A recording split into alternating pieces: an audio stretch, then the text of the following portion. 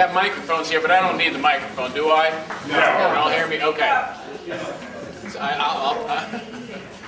yeah, you know, as Jack says, he got to know me when I ran for the Senate, state Senate, and so I'm a senator, so I can speak and speak loud and speak for a long time. So that's all right. And welcome those of you just coming in. Please grab something to eat.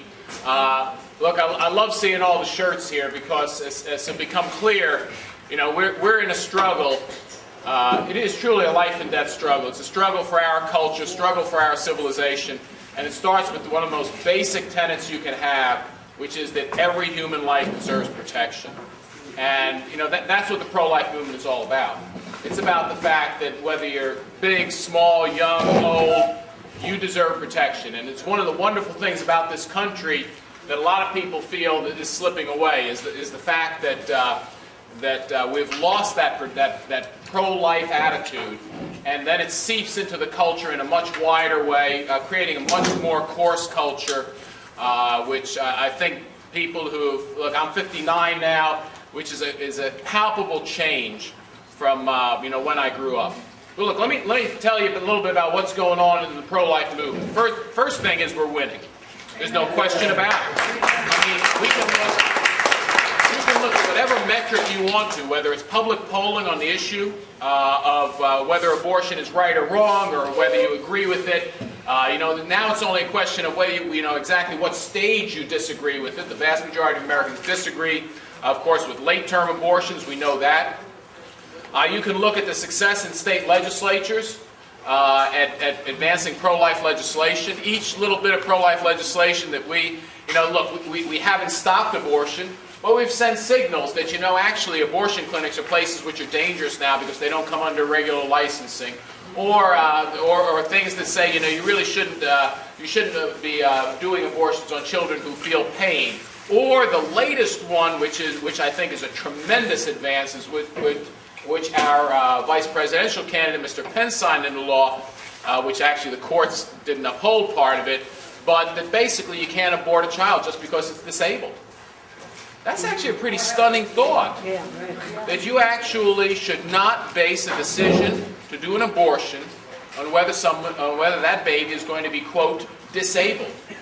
Because disabled, believe me, is sometimes in the eye of the beholder.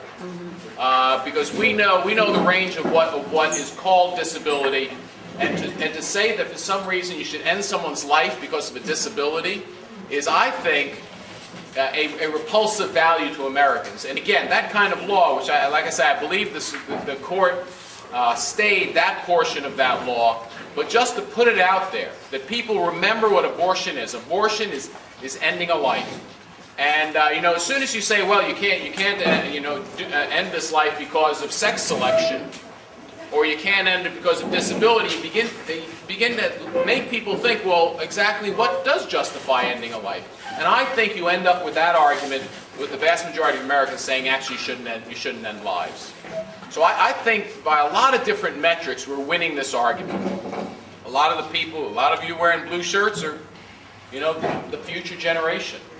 The fact of the matter is that younger Americans believe that life is worth protecting, and I think there's a reason why. I think one of the reasons is, and I know I've said this for years, is that the younger generation actually understands the biology and science of human life. You know, and in fact, I was just asked, you know, gee, you know, what's the basis of why I'm pro-life? And I said, well, part of it is my upbringing, but the other part is that I'm a doctor. I'm a medical school graduate. I went to medical school, and I know the textbooks I read of embryology said human life begins at conception. It's not equivocal. It just says human life begins at conception. And basically we know, and I've said this again, everybody in this room is individual. Everybody is unique. It's based on your chromosomes.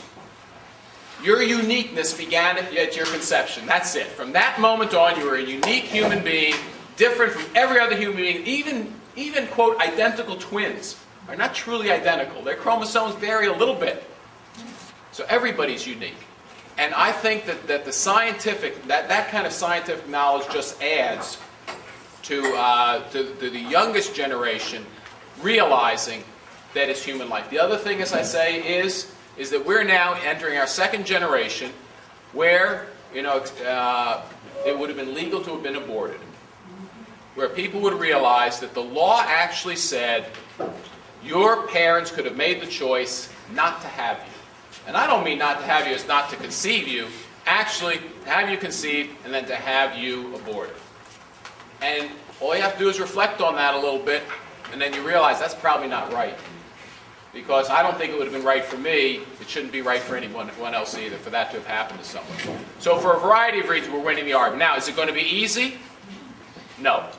Hasn't been since 1973. It hasn't been easy, and no struggle is. No struggle worth fighting is easy. And I will tell you, having been now 6 years in Washington, and of course you got Chris Smith's picture up there. You could, I don't think Mike Pence, I guess he hasn't spoken to you, but he was absolutely one of the pro-life leaders. And I always remember, and I know I've told you this, Jack, when we get on the floor of the House, and this was the same thing true in the state Senate, when we got on the floor and you began debating one of these bills, one of these pro-life measures, and in the state Senate, I know I fought against the stem cell research, and I may elaborate a little bit more on that later, where that's gone.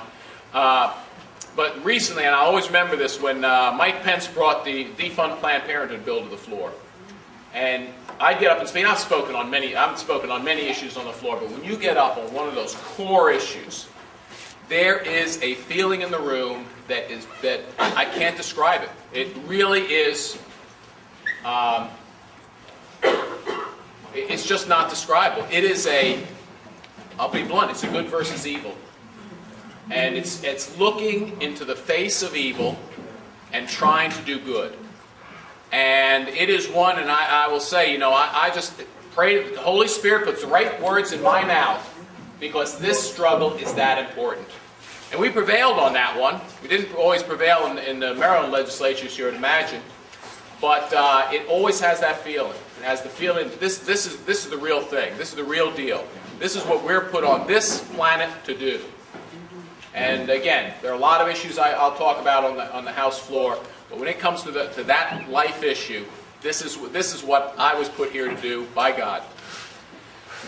And I'll just briefly, a big fight we fought years ago, which you don't even hear discussed anymore, is the whole stem cell issue. Because the pro-abortion, to advance their agenda, that a human embryo is really just chattel. I mean, it's a research tool, it's whatever. They made the promise that we would cure all kinds of, all we have to do is approve embryonic stem cell research and we'd cure all kinds of diseases. And, literally, I remember the testimony. Look, a poor, unfortunate person. And really, the trouble is that the people who get caught up in this, the people I feel sorriest for, are the people who have these diseases who the false promises were made to. And I remember someone who had multiple sclerosis. And he came before the committee, and the poor fellow was dying from it. And the promise was, gee, all we have to do, if we just pass embryonic stem cell, we were going to solve this within 5 years. That was now 12 years ago. We're no closer to solving it because, again, I've spoken about this before. If you understand the basics of stem cells and how they work and whatever, you'd understand that the ultimate promise is not embryonic stem cells. It's with adult stem cells. All been proven out now.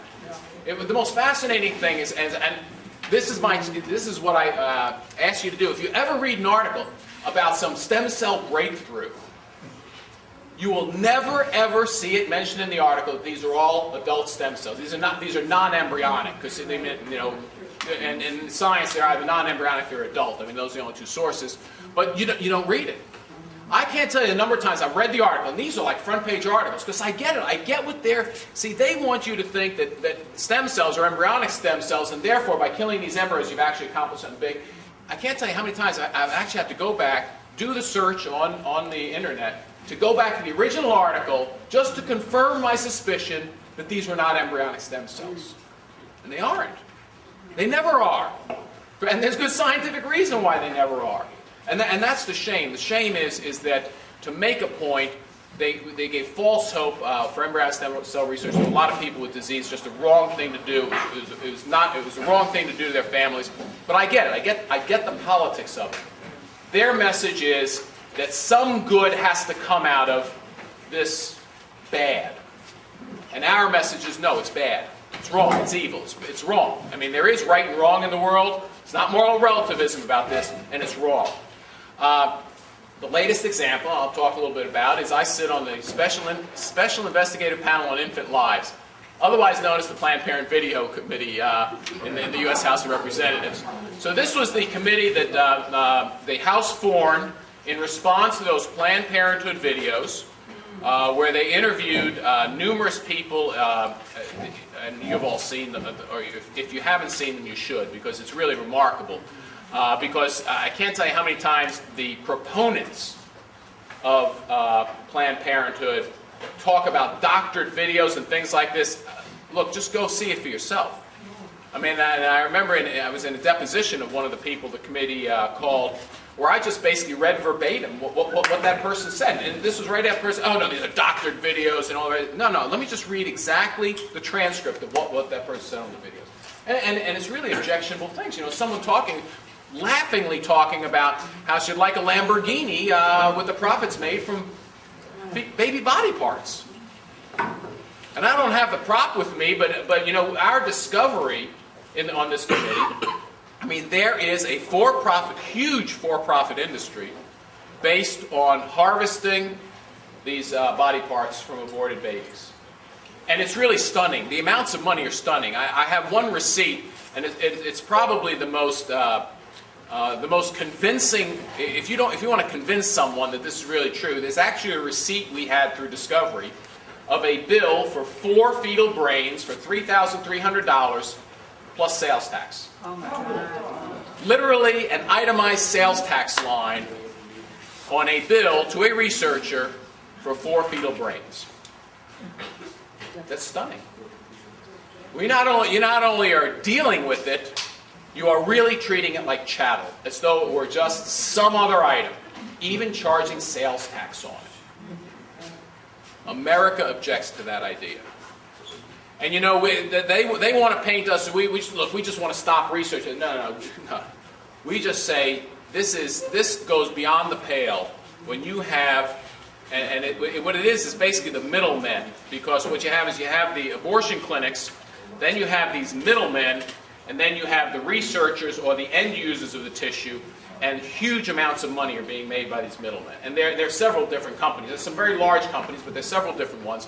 All operate the same way, all making big profits and sharing a fairly small amount, actually. I mean, actually, if Planned Parenthood didn't run a very good deal, when we found out what monies were changing hands, they could have run a much better deal than this, because they were getting relatively small amounts, but they were making profit on it. And the fact of the matter is the U.S. law is very, very specific.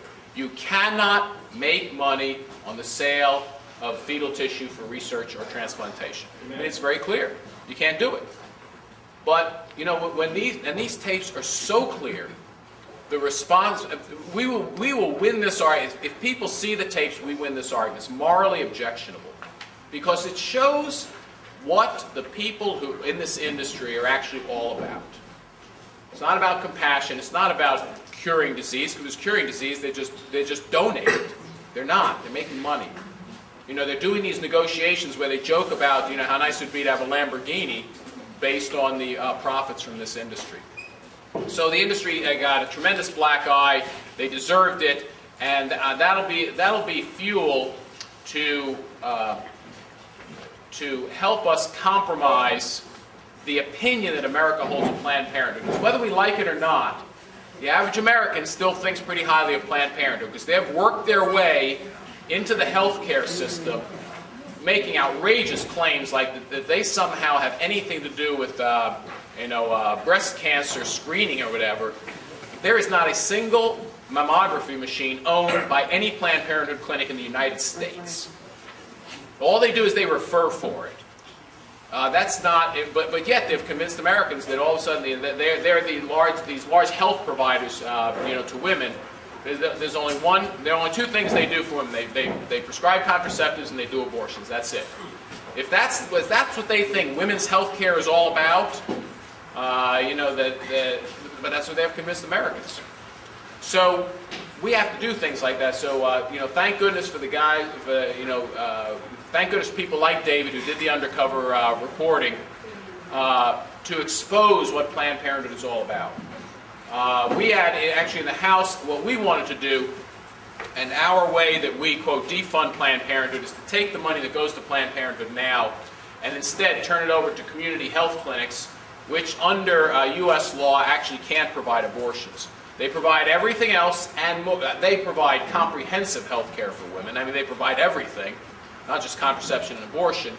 And we think that if we really want to convert this argument to let's provide health care for women, defund Planned Parenthood, fund the community health centers instead with it.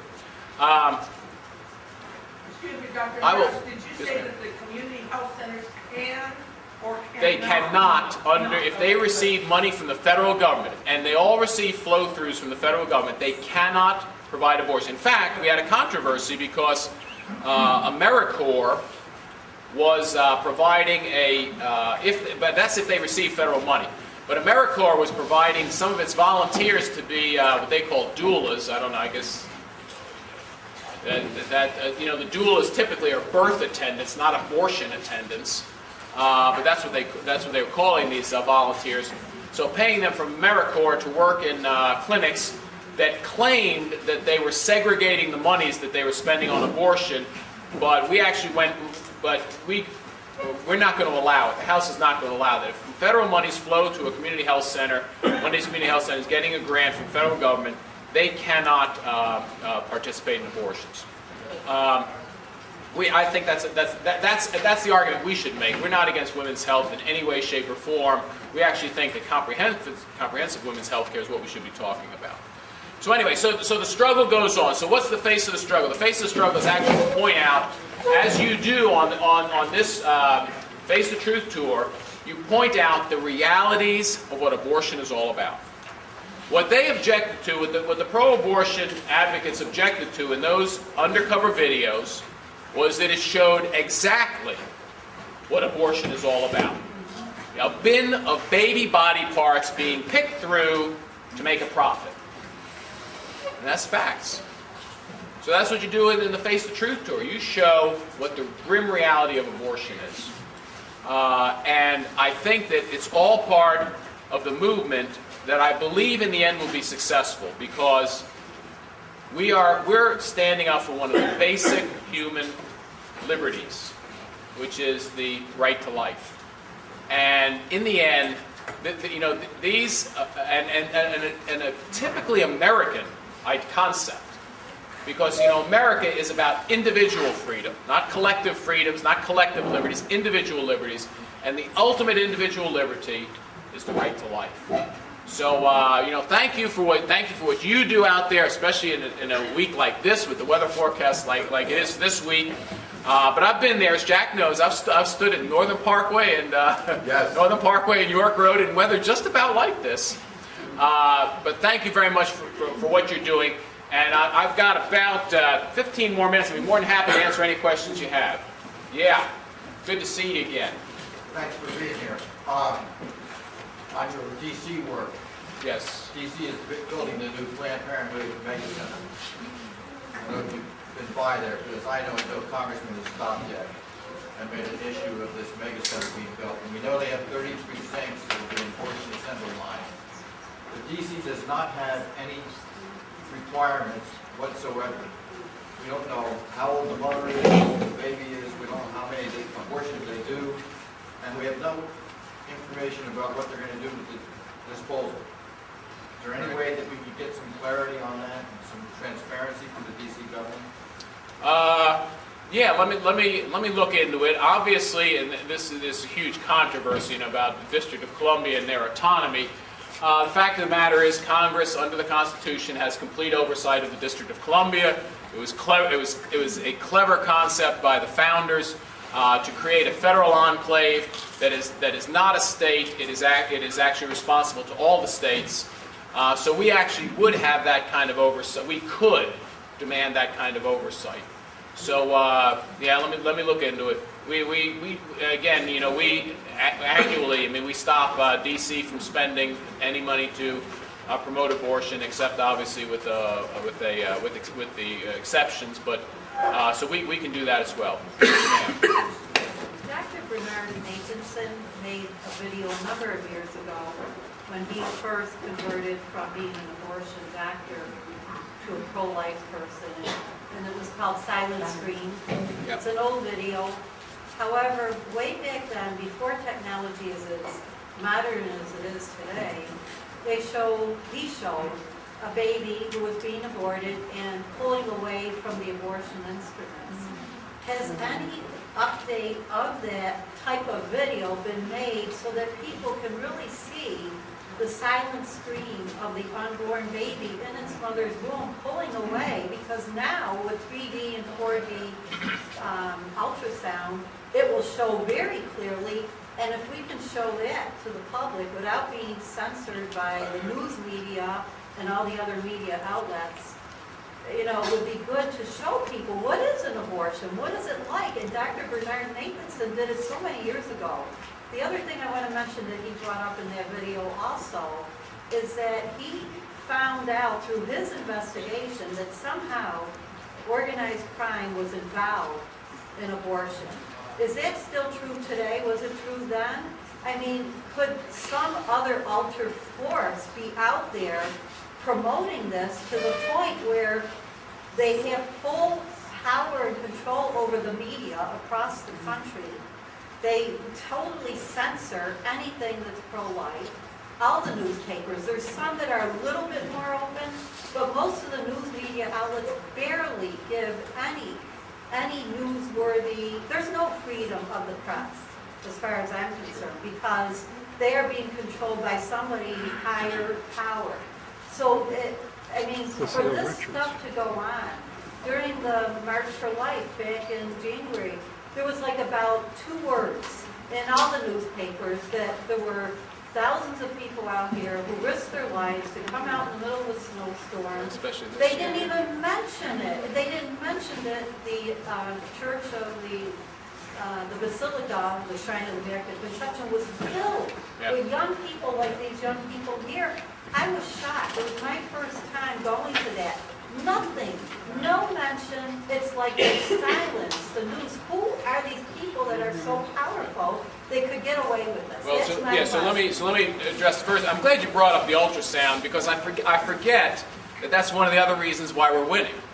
It's because now every pregnant woman gets an ultrasound, and what they frequently will do is they'll get it pretty early on. And I have the copy on my phone from my last grandchild. The ultrasound, probably 10 weeks or 8 weeks. Here's your grandchild. Proving again, 30, 40 years ago, no ultrasounds, nothing. I mean, they got away with the blob of tissue story.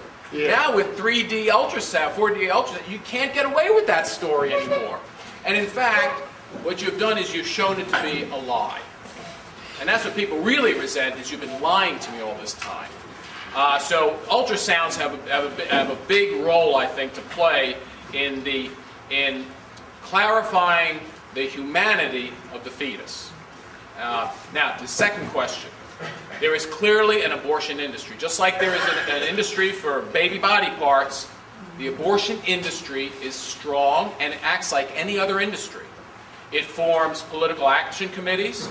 It forms 527s. It has 403, not 403, 501, C4s, the education, to educate people about abortion.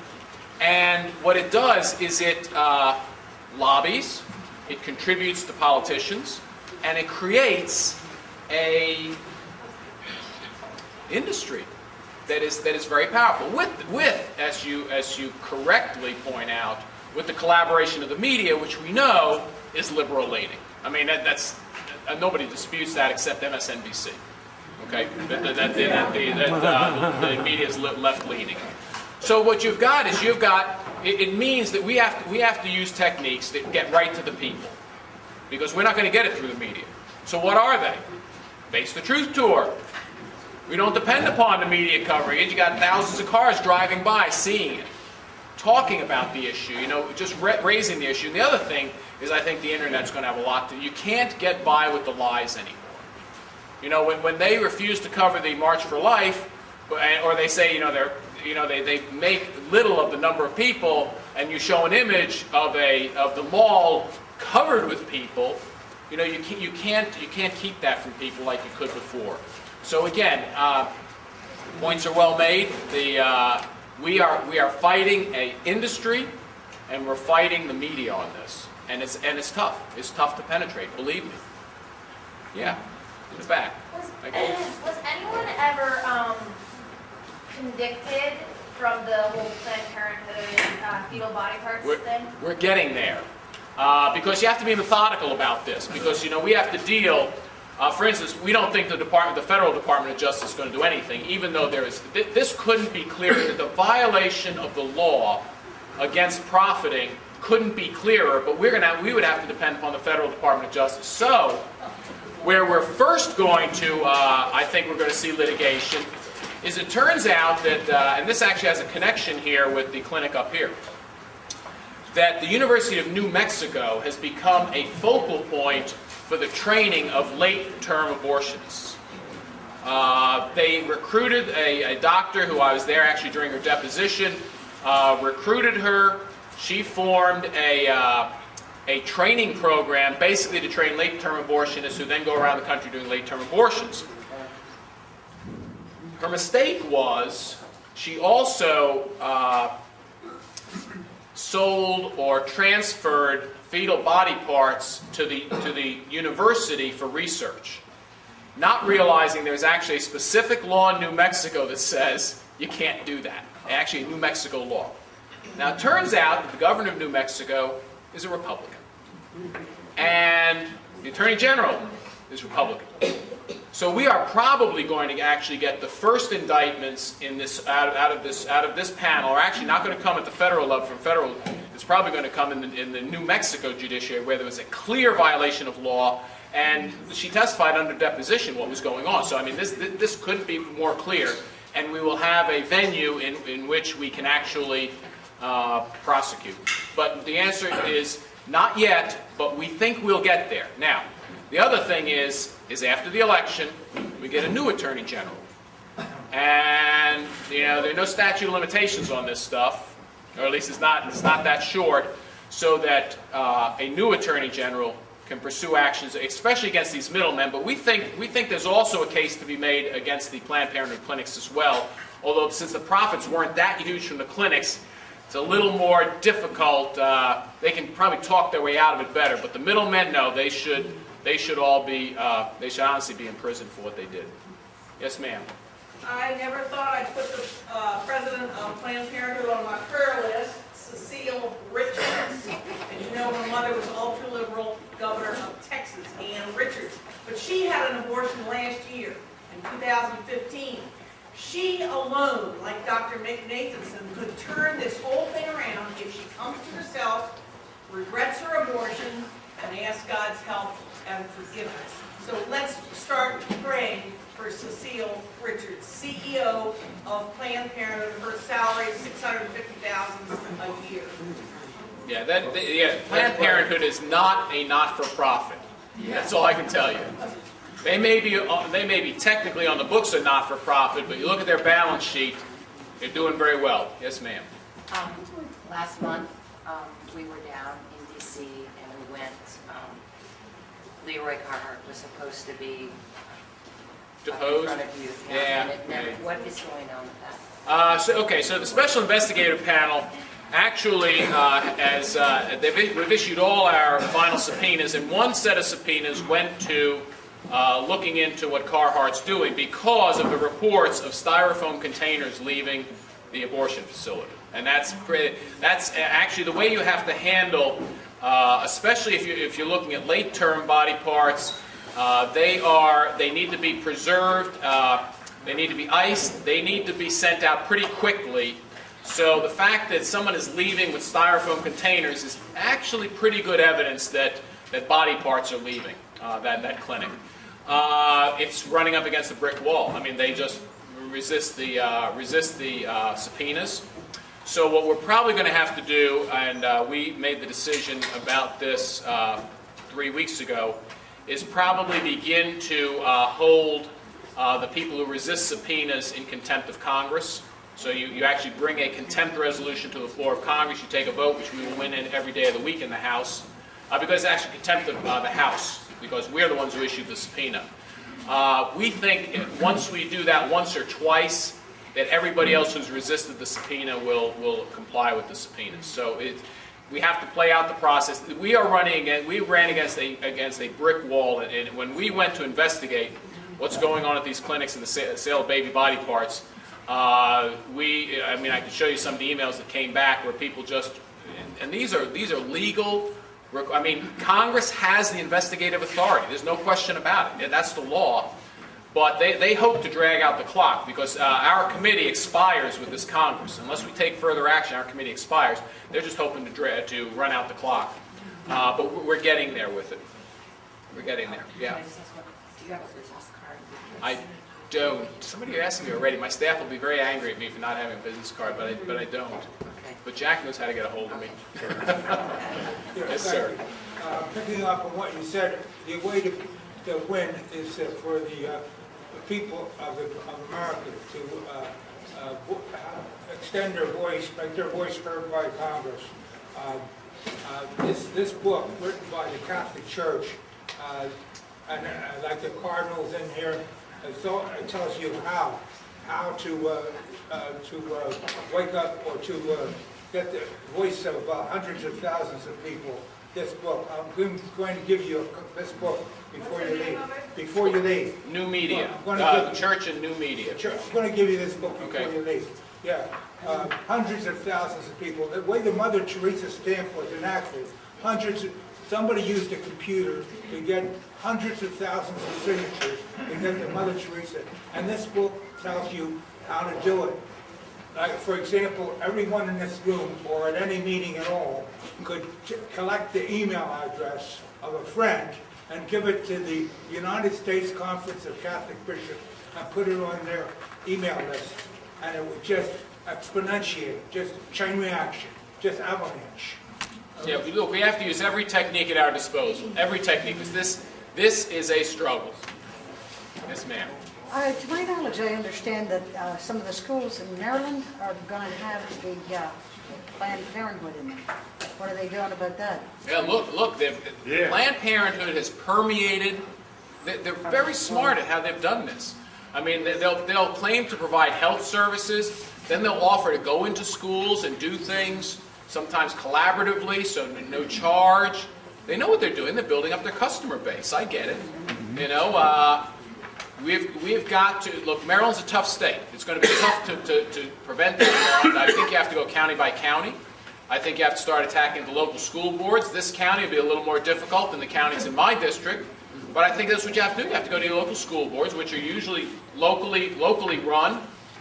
The new governor has installed people on these school boards. They should be amenable to just saying no to that. But we're going to have to fight that. Father, yes? I have a question. To get some influence to the Trump campaign, spend millions or whatever they need to spend on it to get Hillary's America just bombarded across the country. A movie by an actress who's I don't see how anybody can vote Democrat after seeing the movie. I mean, it's extremely powerful. How do we, that's what I'm asking. How can we get that? No, it's out there. It's out there. It's all written across the country. But we got to get it known on TV. Because here's the problem. I was thinking yesterday, I was going to get that earlier, but somebody told me this. So I saw it in Philadelphia. It was 2 hours long with race. 5 people in the theater. You know, you ask somebody today, what are the biggest 2 issues out there in the campaign? I don't know, and I don't care. You named them. You just named them. I don't know, and I don't care. And so this is a way that we have a window to know. And we really need to exert any influence we can on whoever's in charge of this thing to get that thing out there and spend the bucks on it. Because it's timely. It's extremely timely. Yeah, It builds so much that even talking today, some of the people in the street know about it, but they don't know how to verbalize it or are afraid to verbalize it. Blacks especially because of the plantation issue that they're supposed to be condemned to by the Democratic Party. So, you know, this is thing, so I don't know, maybe there's some way we can get the right people to talk to them about that. Because I think I'll ask, because you're right. That has to be broadly shown. Andy, how about showing it on Capitol Hill, where the Republicans control things? Yeah, when we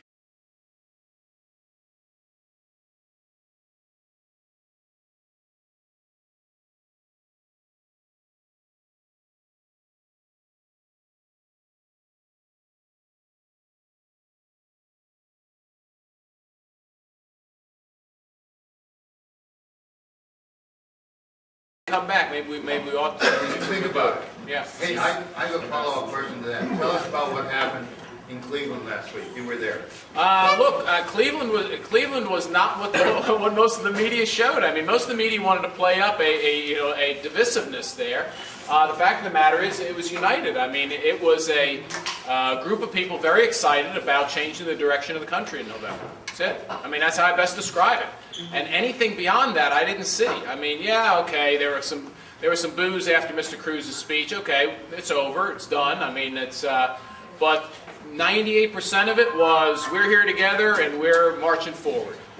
So I think that's hopeful for us. Of course, the pro-life position in the Republican platform is unchanged. It's a pro-life platform, and we have Mr. Trump is a recent pro-lifer, but Mr. Pence, the vice presidential candidate, is the strongest you'll ever get. The strongest you will ever get as a pro-life person, and hopefully, as I've told people, this becomes ultimately the way he achieves the presidency. So what should pro-lifers be doing to make sure that Trump gets elected? It's not, to me, the key now is the Supreme Court. Because the Supreme Court can unravel all the advances that I've talked about, legislative advances we've made, which are important advances because, we've convinced people of the humanity of the fetus and things like the fetal, pain bills, things like that. Supreme Court can undo that all. And believe me, a Clinton Supreme Court will undo them all. I mean, that's it. They'll undo them. So we have to retain the Senate, and we have to win the presidency. It's just that. I mean, if you believe in there will be no. I think Hillary Clinton is probably more pro-abortion than Barack Obama. I would say she's probably more pro-abortion. Yeah. So we would have clearly the most pro-abortion president ever, and my greatest fear is what happens to the freedom of conscience or the freedom of religious expression. Because we are on the cusp of losing. Let me tell you, we are on the cusp of losing it. There is no question in my mind, we are. We are a narrow Supreme Court decision away or an executive action away from losing our ability for conscience protection or the freedom of religious expression. Both of which bedrock principles, in American liberty and freedom. Because these are bedrock principles which are being threatened.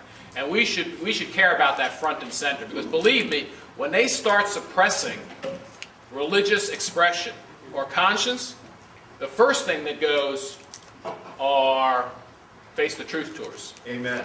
The first thing that goes. Because that will be ruled objectionable to someone and therefore illegal. And that would be a different country from the country I grew up in. Amen. But that's what's at stake. Okay, that's two last questions. Oh gosh, yeah. 1977, Henry Hyde introduced the Hyde Amendment. All right, it prohibits use of federal funds. Right. Why is it that Planned Parenthood is currently getting $557 million a year? When the law prevents it. Okay, it is they get it under a different. It is true that the Hyde Amendment does not permit federal funds to flow into abortion except for exception of life. The problem is that they get funded under Title IX, which is the family planning part. That's where they get it, and with everybody having bought into, you can actually segregate those two activities in Planned Parenthood. You can't. I mean, their contraception funding is fungible and I believe supports the abortion side of it. So, but that's technically the reason why. It's because they're funded under Title IX, not direct funding of abortions. Last question, yeah.